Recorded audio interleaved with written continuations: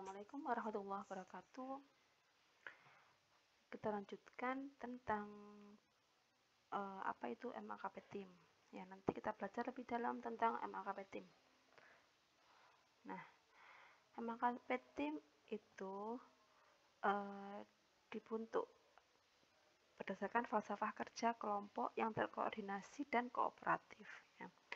Tujuannya adalah dapat memberikan asuhan keperawatan yang menyeluruh dan lengkap pada pasien. Ya, jadi pada model fungsional kita tahu bahwa tidak ada asuhan keperawatan yang menyeluruh karena satu pasien dikerjakan banyak perawat. Nah, perkembangan kemudian ada MAKP Team yang mana bagaimana caranya agar asuhan keperawatan itu dapat dilakukan secara utuh ke pasien. Ya. Perawat akan dibagi menjadi 2-3 tim, yang mana pada tim itu pasti ada tenaga profesional, ada tenaga teknikal, dan tenaga pembantu. Ya. Kemudian biasanya digunakan pada rawat inap, UGD, dan rawat jalan. Ya, bisa saja terjadi di OK, bisa ya ruang operasi.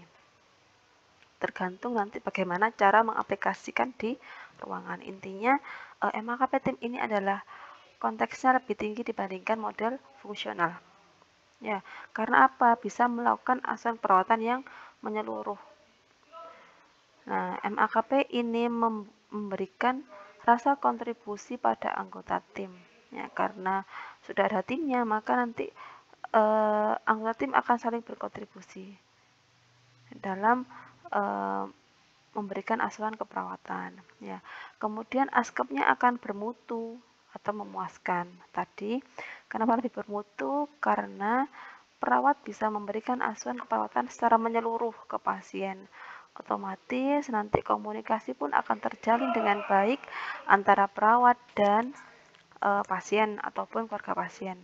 Ya, kemudian sentuhan terapeutik atau diskusi hal-hal tentang perawatan pasien, tentang obat, dan yang lain-lain bisa dilakukan oleh perawat ke keluarga pasien atau pasien.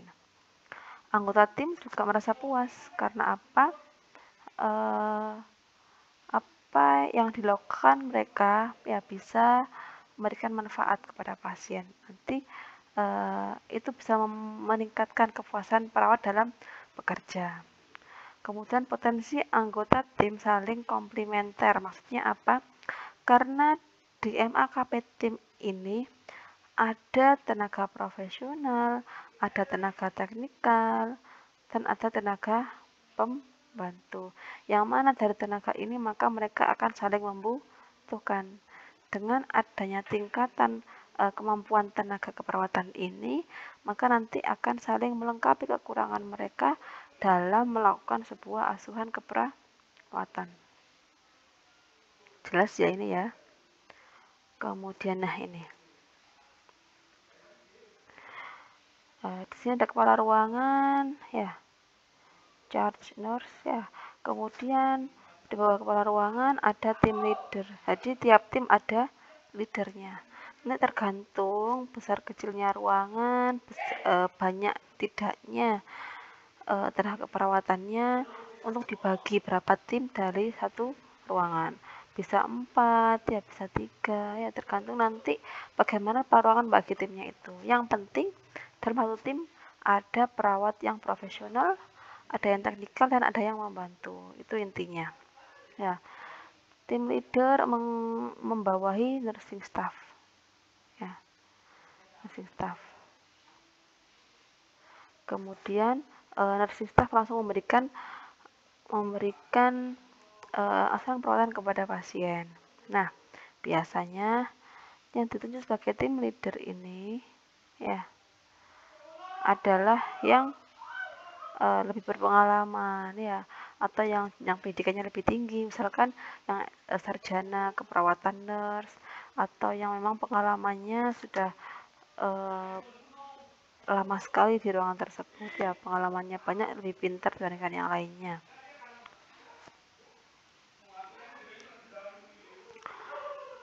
Kemudian nursing staffnya yang tadi yang sesuai dengan tingkatan teknikal, profesional, dan pembantu. Oke.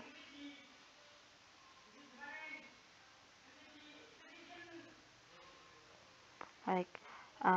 Ketua tim merupakan perawat profesional yang ditunjuk kepala ruangan. Dia melakukan supervisi dan evaluasi terhadap askep atau pelayan yang diberikan. Ya, jadi ini jelas ya bahwa ketua tim adalah seorang perawat profesional. Berarti siapa? Lulusan sarjana keperawatan nurse. Ya. Nah, perannya apa? Katim ini untuk melakukan supervisi dan evaluasi terhadap asuhan keperawatan. Dia akan melihat bagaimana asuhan keperawatan yang dilakukan oleh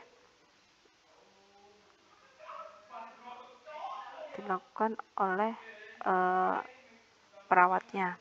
Kemudian komunikasi harus efektif untuk memastikan kesinambungan dan kualitas asuhan keperawatan. Berarti ya, saya jelaskan di awal, karena menggunakan metode tim ini akan lebih memberikan peluang pada perawat untuk melakukan komunikasi efektif kepada pasien maupun keluarga.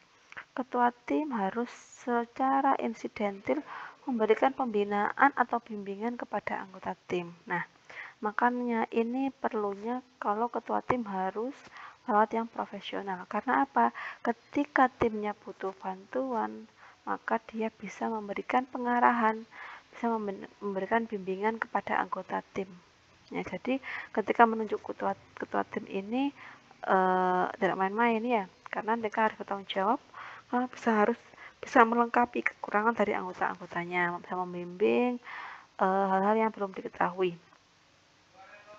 Ketua tim akan meningkatkan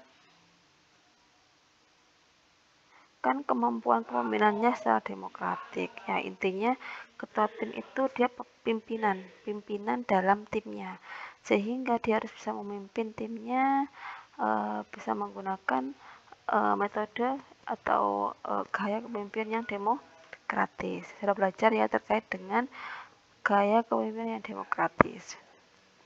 Perlu sesekali adanya konferensi tim membahas penerapan sistem askepnya. Dengan cara ini akan menambah keberhasilan atau keefektifan model tim.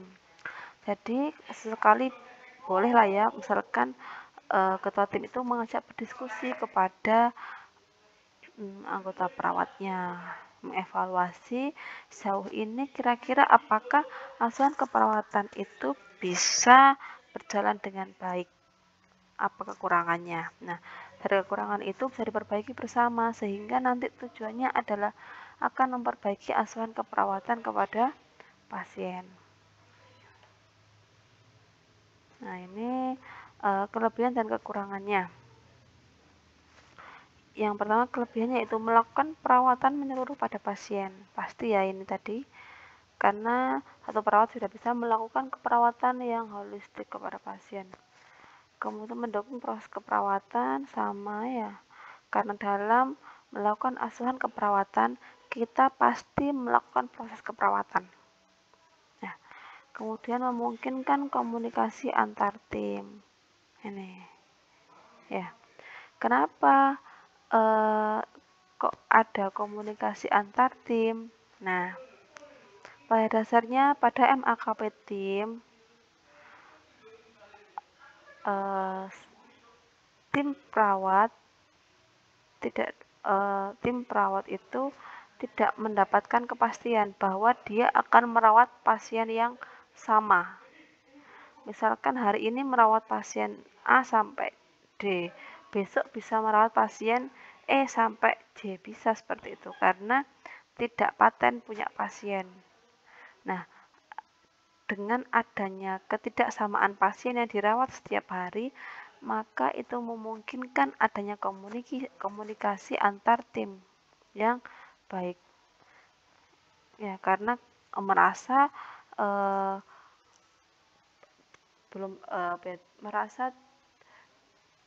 belum mengikuti perkembangan pasien dengan baik, maka dia komunikasi dengan tim lainnya yang kemarin sudah merawat pasien tersebut. Kemudian kekurangannya apa? Komunikasi antar tim ini akan membutuhkan waktu, sehingga membutuhkan alokasi waktu tertentu juga pasti ya. Karena ketika kita berkomunikasi antar tim ya, itu pasti lama ya. Karena apa? Ya nanti yang dibahas banyak juga, apalagi terkait dengan pasien. Tentunya butuh waktu juga ya, apalagi kalau perawat itu biasanya kalau habis dia langsung pulang ya, jarang yang menyediakan sedikit waktu untuk berdiskusi, itu jarang sekali. Makanya agak beratnya di sana ya. Jangan sampai dengan menggunakan MAKP tim ini banyak kesalahan dilakukan oleh perawat karena merasa kurang paham dengan kasusnya pasien. Itu jangan sampai terjadi. Makanya perlu diantisipasi sebelum melakukan perawatan ke pasien. Kita harus mengupdate dulu kira-kira kondisi pasien yang terbaru seperti apa, sehingga tidak terjadi kesalahan-kesalahan yang tidak diinginkan. Nah, ini saya contohkan ada ruang rawat inap IRNA ya, ruang rawat inap penyakit dalam. Ada kapasitasnya 20 bed. Nah, pada ruang rawat inap ini perawat bagi menjadi 4 tim. Ada tim 1, tim 2, tim 3, tim 4. Ya. Di sini sudah saya kotai di sini. Ini sebagai Katim. Tentunya Katimnya senior ya. Ketua timnya itu yang sudah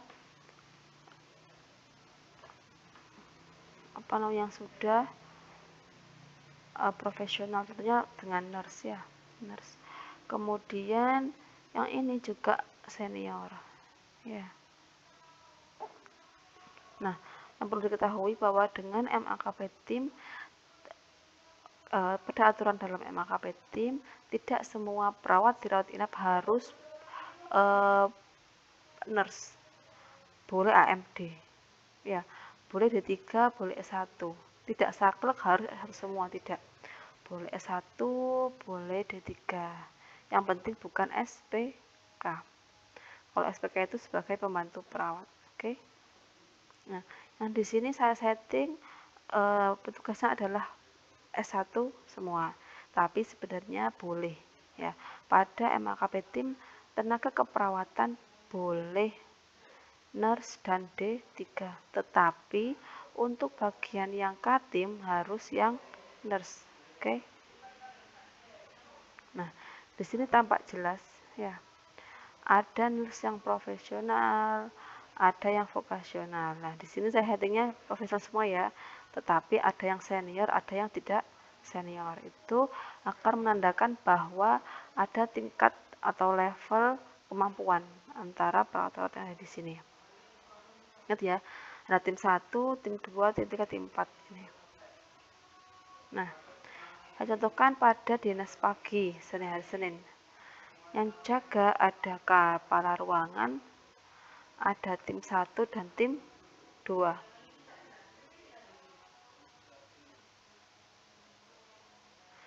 Ya.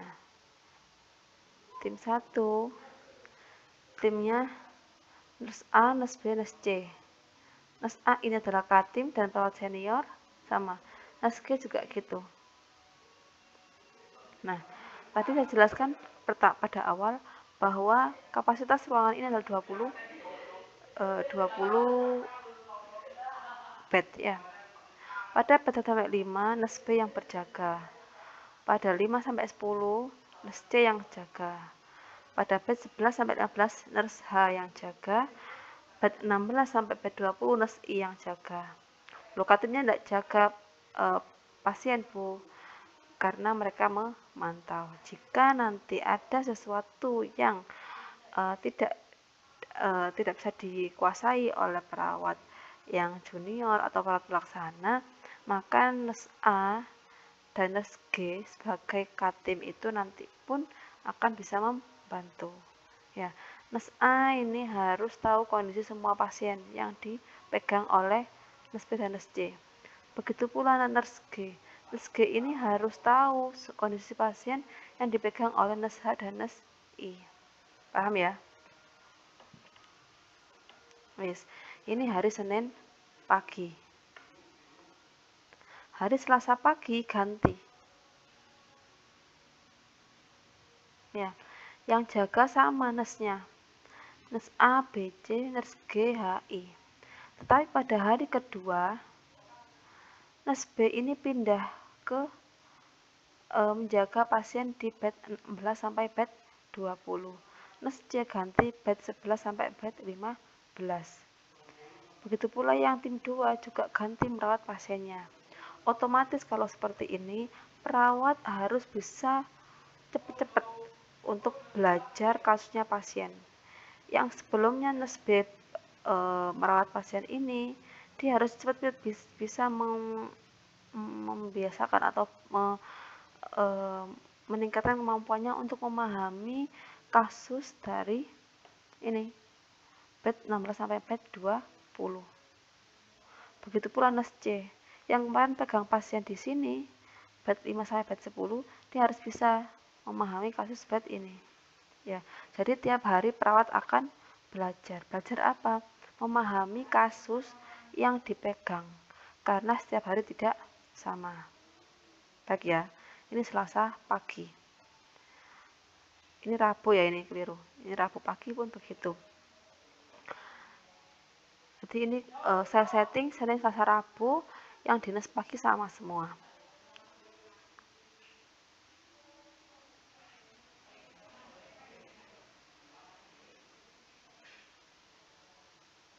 Nah, pada kondisi hari Rabu pagi, perawat B tetap memegang pasien ini seperti hari berikutnya. Kemudian perawatnya juga seperti itu, dia memegang pasien seperti sebelumnya. Yang berbeda adalah nurse H dan nurse I. Dia bertukar pasien. Nah, kalau kondisi seperti ini juga begitu. Nurse I harus belajar pasien bed 5 sampai 10 hari itu juga, dan nurse H juga begitu, dia harus bisa belajar kasus pasien di bed 1 sampai 5. Ya. Dalam kasus ini, nurse H dan nurse I tiap hari harus belajar pasien atau kondisi pasien baru setiap hari. Kondisinya harus update. Sedangkan nurse B dan nurse C, dia 2 hari belajar belajar kasus pasien yang baru. Nah, ini kekurangan dari MAKP tim. Karena apa? Perawat tidak memiliki kepastian merawat pasien yang sama setiap hari.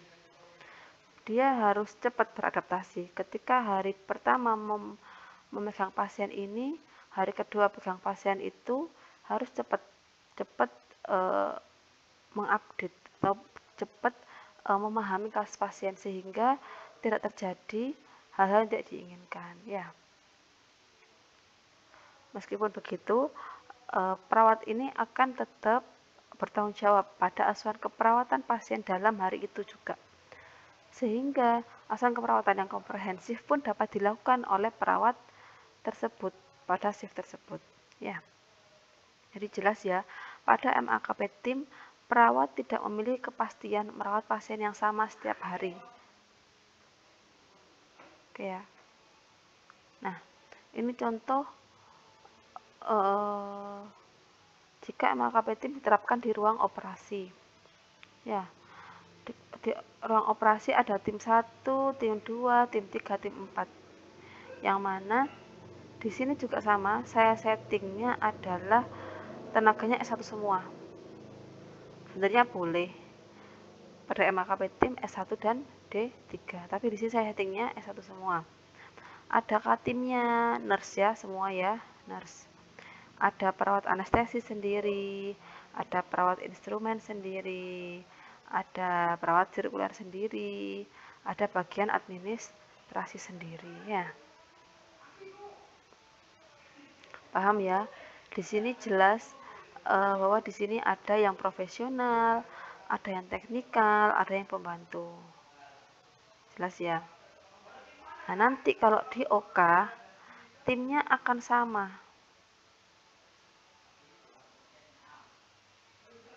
timnya akan sama. Ketika setiap hari dinas ya sama orang ini terus. Kalaupun mereka tukar harus sama. Misalkan perawat C ini perawat instrumen, dia hari Senin nggak bisa masuk pagi, dia tukar siang pada tim 3, dia harus tukar sama instrumennya, harus bisa tukar sama nurse O atau nurse U atau nurse I. Kenapa? Karena kemampuannya sama.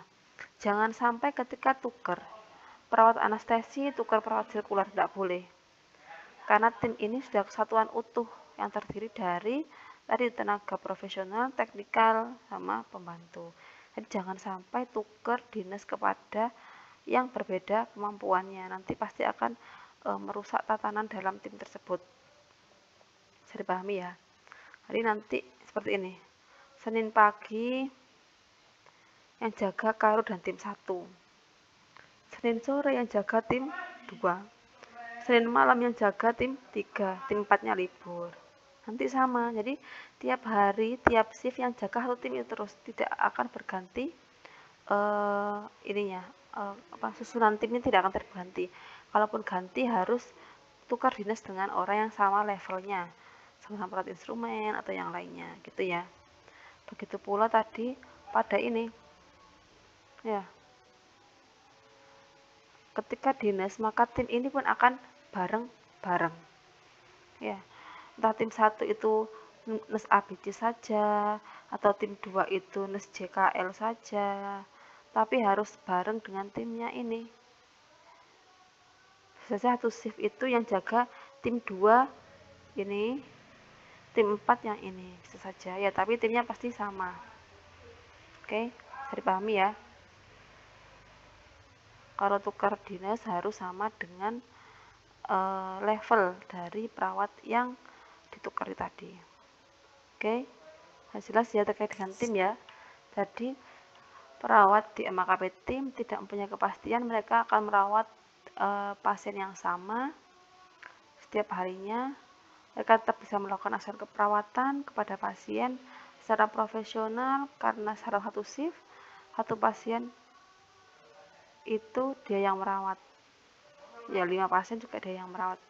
Sehingga tidak terfragmentasi seperti pada MAKP atau tidak terfragmentasi seperti model yang fungsional. Dan timnya ada tingkatannya, ada yang profesional, ada yang teknikal, ada yang pembantu, atau yang senior, ada yang junior, dan mereka ini saling melengkapi. Oke ya, nih sudah jelas ya yang saya sampaikan.